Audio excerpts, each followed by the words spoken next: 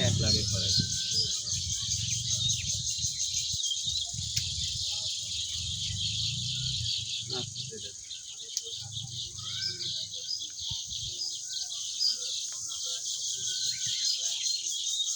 গুলিতে নিলে হলে সেই সিমের আবার যাওয়া লাগে না